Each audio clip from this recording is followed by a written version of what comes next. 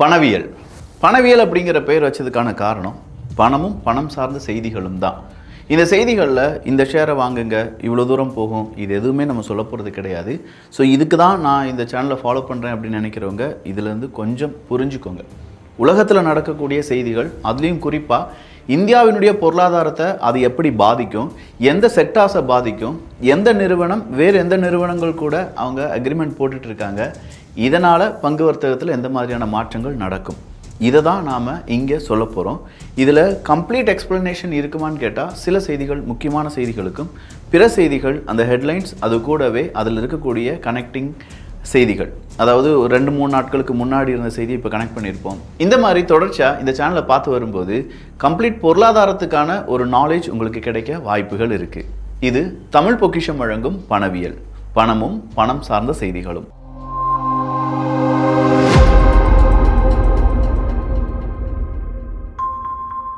Nifty 30 June 2026 இன்னைக்கு நீங்கள் எல்லாருமே பார்த்துருப்பீங்க. நிஃப்டி கிட்டத்தட்ட 80.50 அந்த அளவுக்கு கீழே விழுந்து 23,865 முடிஞ்சிருக்கு. ஸோ 23,865 அப்படின்னு சொல்கிறது கண்டிப்பாக இதை விட கீழே போகிறதுக்கான வாய்ப்புகள் இருக்குது அப்படின்னு சொல்லி நிறைய பேர் ப்ரெடிக்ட் பண்ணி வச்சுருக்கலாம். நிறைய பேர் இந்த சார்ட்டெல்லாம் அனாலிசிஸ் பண்ணி ஏகப்பட்ட இடத்துல இல்லைப்பா இதோட கீழே போயிடலாம் அப்படின்னு சொல்லி நாளைக்கு பிஇ எடுக்கிறதுக்காக வெயிட் பண்ணிட்டு இருக்கலாம். பட் ஒரே ஒரு விஷயம் கொஞ்சம் யோசிச்சுக்கோங்க, அது மேலே போகிறதுக்கான ஒரு சான்ஸ் இருக்குது. அந்த சான்ஸையும் நீங்கள் நெக்லெக்ட் பண்ணிடக்கூடாது. எப்போ ட்ரேட் எடுத்தாலும் ஸ்டாப் லாஸோடி ட்ரேட் எடுங்க அப்படிங்கிறது தாழ்மையான வேண்டுகோள்.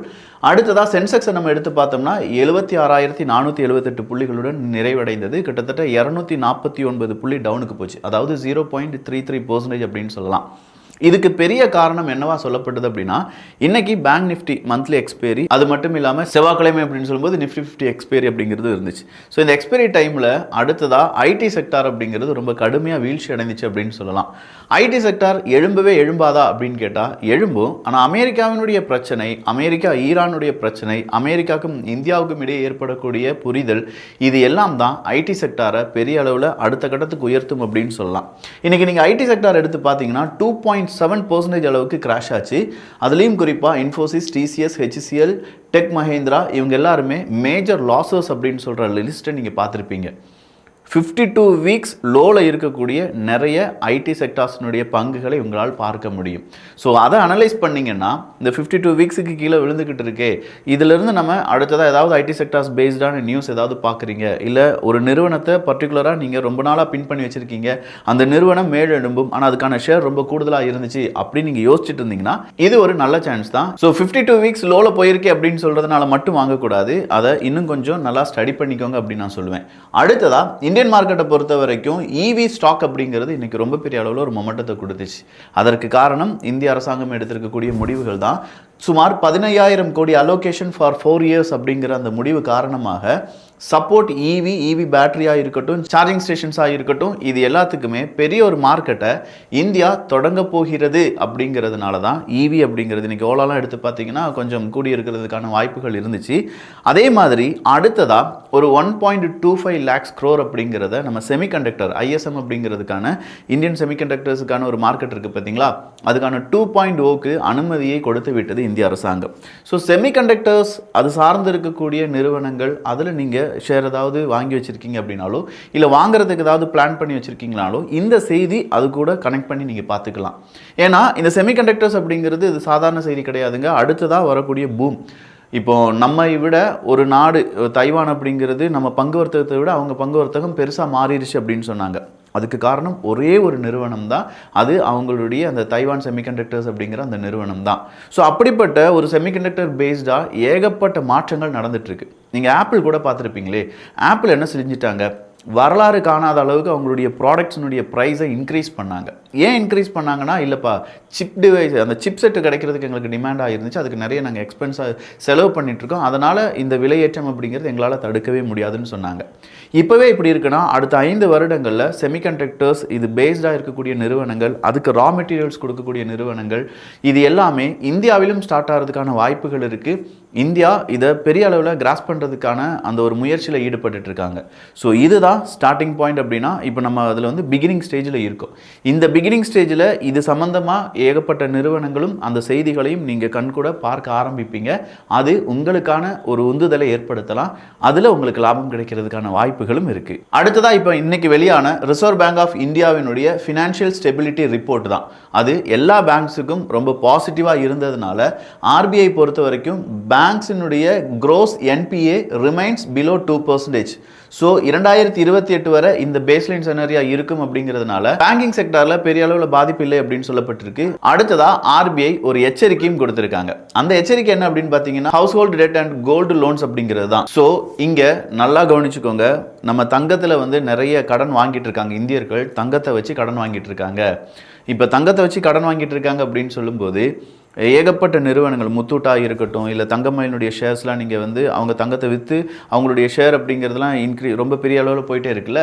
அப்போ இந்த முத்தூட்டு மாதிரியான நிறுவனங்கள்லாம் நம்ம எடுத்து பார்க்கும்போது நிறைய பேர் அதில் வந்து இன்வெஸ்ட் பண்ணுறாங்க அப்படின்னா நிறைய பேர் தங்கத்தை கொடுத்து நம்ம கடன் வாங்கிட்டு இருக்கோம். காரணம் தங்கத்தினுடைய விலை ரொம்ப கூடுதலாக இருக்குது. அந்த கூடுதலான விலையை நம்ம இப்போ யூஸ் பண்ணி நம்ம தேவைகளை எடுத்துக்கொள்ளலாம் அப்படின்னு சொல்லி சாதாரண மனிதர்கள் நினைக்கிறாங்க. இது எப்படி இந்தியாவை பாதிக்கும் அப்படின்னு நான் சொல்லிடுறேன். ஒன்ஸ் இந்த கோல்ட் ப்ரைஸ் அப்படிங்கிறது கரெக்ஷனுக்கு உட்படுகிறது என்றால், கரெக்ஷனுக்குனா கொஞ்சம் கொஞ்சமாக கம்மியாயிட்டு இருக்கு. நீங்கள் பார்த்துட்டு தானே இருக்கீங்க. திடீர்னு பார்த்தா 12,895ங்கிறாங்க, திடீர்னு பார்த்தா 13,090ங்கிறாங்க. ஸோ இன்னும் கொஞ்சம் கீழே விழுறதுக்கான வாய்ப்புகள் இருக்குது. பட் ரொம்ப டீப்பாக கீழே விழுகாது. அதன் பிறகு அது ஒரு புல்பேக் மாதிரி வெளியில் வரும். ரொம்ப மேலே எழும்பி போகிறதுக்கான வாய்ப்புகளும் இருக்குது. பட் அந்த கீழே விழக்கூடிய நேரத்தில் இந்தியாவினுடைய எக்கானமி அப்படிங்கிறது பாதிப்பதற்கான வாய்ப்புகள் இருக்குன்னு சொல்லி ரிசர்வ் பேங்க் ஆஃப் இந்தியா ஒரு எச்சரிக்கையை கொடுத்துருக்காங்க. ஸோ அந்த நேரம் ஒரு டிப் வர்றதுக்கான வாய்ப்புகள் இருக்குது. அடுத்ததாக க்ரூட் ஆயில் அப்படிங்கிறத பொறுத்த வரைக்கும் அதுதான் இந்தியாவினுடைய வளர்ச்சியை பெரிய அளவில் பாதிக்கக்கூடிய ஒரு ஃபேக்டர். இப்போ க்ரூட் ஆயிலுடைய விலை ரொம்பவே கம்மியாக இருக்குது. அதாவது கோவிட் காலத்துக்கு பிறகு ரொம்ப பெரிய அளவில் ஒரு வீழ்ச்சியான நிலையில் க்ரூட் ஆயில் அப்படிங்கிறது இருக்குது. இதற்கு 2 காரணங்கள். ஒன்று, அமெரிக்கா ஈரானுடைய பேச்சுவார்த்தை மறுபடியும் ஸ்டேபிளாக மாறிட்டு இருக்கு அப்படிங்கிற அந்த செய்தி. இன்னொன்று அப்படிங்கிறது குளோபல் லெவலில் இந்த டிமாண்ட் அப்படிங்கிறது ஓகே, அமெரிக்கா ஈரானுடைய பேச்சுவார்த்தை சரியாயிரும், ஸ்ட்ரைட் ஆஃப் ஹார்மஸ் வழியாக எந்த பிரச்சனையும் இல்லாமல் எல்லாருக்குமே எல்லாமே கிடைக்க ஆரம்பிக்கும் அப்படிங்கிற இந்த செய்திகள் அப்படிங்கிறது க்ரூட் ஆயிலுடைய விலையை கம்மி பண்ணி வச்சிருக்கு. ஸோ க்ரூட் ஆயிலில் நீங்கள் ஏதாவது ட்ரேட் பண்ணுறீங்க அப்படின்னா கண்டிப்பாக இந்த செய்திகள் ரொம்ப இம்பார்ட்டண்ட். அதுவும் இன்டர்நேஷ்னல் லெவலில் இந்த க்ரூட் ஆயில் பேஸ்டாக இருக்கக்கூடிய நாடுகள் என்ன மாதிரியான முடிவுகளை எடுக்கிறாங்க அப்படிங்கிறத நம்ம புரிஞ்சுக்கணும். ஆனால் இன்னொன்று, கடைசியாக வந்த ஒரு டீல், அதாவது அதானி போர்ட் இருக்குது பார்த்தீங்களா, விழிஞம் அதானி போர்ட் அப்படின்னு சொல்லுவோம்ல, அந்த விழிஞம் அதானி போர்ட்டில் மெடிட்ரேனியன் ஷிப்பிங் கம்பெனி MSC அப்படிங்கிற குரூப் அவங்களுடைய 49% ஸ்டாக் அப்படிங்கிறத வாங்க போகிறாங்க அப்படிங்கிற அந்த செய்தி தான். ஸோ அதானி குரூப் விழிஞம் இன்டர்நேஷ்னல் சீபோர்ட்டை பொறுத்த வரைக்கும் கிட்டத்தட்ட 1.397 பில்லியனில் இந்த டீல் அப்படிங்கிறது நடக்க போகுது. அதாவது 13,220 கோடி. டோட்டலாக இந்த விழிஞம் போர்ட் அப்படிங்கிறது ஒரு 26,000 கோடி ரூபாய் அப்படின்னு சொல்கிற அந்த நேரத்தில் 49% ஸ்டாக்கை MSC குரூப் வாங்குறாங்க அப்படின்னா அது இந்தியாவினுடைய துறைமுகம் சார்ந்திருக்கக்கூடிய தொழிலில் ஒரு பிக்கஸ்ட் இன்வெஸ்ட்மெண்ட் அப்படின்னு சொல்லலாம். ஸோ இந்த இன்வெஸ்ட்மெண்ட் அப்படிங்கிறது இந்தியாவுக்கு வரப்போகுது அப்படிங்கிறதோடு மட்டும் இல்லாமல் அந்த இன்வெஸ்ட்மெண்ட்டால் என்னென்ன செக்டார்ஸ் அப்படிங்கிறது அடுத்ததாக பூம் ஆகும் அப்படிங்கிறதையும் நம்ம படிக்கணும். அதையும் நம்முடைய பணவியல் சேனலில் அடுத்தடுத்த பதிவுகளில் பார்க்கலாம். ஸோ இதே மாதிரி தான் நம்முடைய சேனல்ஸினுடைய அடுத்தடுத்த செய்திகளும் அதை சார்ந்து இருக்கக்கூடிய செய்திகளும் அப்படின்னு சொல்லி கனெக்ட் பண்ணி கொண்டு போகிறோம். இதில் இன்னொரு விஷயம், லானினோ எல்னினோ அப்படிங்கிறதுலாம் நமக்கு செய்தியாக வந்தாலுமே அது நம்முடைய பொருளாதாரத்தையும் பாதிக்கும். அதுவும் இப்போது இந்த வருஷம் சூப்பர் எல்னினோ அப்படின்னு சொல்லியிருக்காங்க. பல இடங்கள்லையும் விவசாய பொருட்களுக்கான தட்டுப்பாடு அப்படிங்கிறது உருவாக ஆரம்பிக்கலாம். ஈவன் இந்த குஜராத்தில் இன்றைக்கி பார்த்தீங்கன்னா 82% ரெயின்ஃபால் அப்படிங்கிறது குஜராத்தில் குறைஞ்சிருக்கு அப்படின்னு சொல்கிறாங்க. ஸோ அதை பேஸ் பண்ணக்கூடிய இல்லாட்டி அதை ப்ராசஸ் பண்ணக்கூடிய நிறுவனங்கள், அதை சார்ந்து இருக்கக்கூடிய தொழில்கள் இதனால் அடி வாங்குறதுக்கான வாய்ப்புகள் இருக்குது. அதையும் உங்கள் மைண்டில் நீங்கள் வச்சுக்கோங்க. ஸோ ரெயின்ஃபால் எந்த அளவுக்கு இருக்க போகுது, இல்லாட்டி அக்ரிகல்ச்சர் ப்ராடக்ட்டை பொறுத்த வரைக்கும் அதை ப்ராசஸ் பண்ணக்கூடிய நிறுவனங்கள், அதை சார்ந்து இருக்கக்கூடிய வர்த்தகங்களும் பாதிக்கிறதுக்கான வாய்ப்புகள் இருக்குது.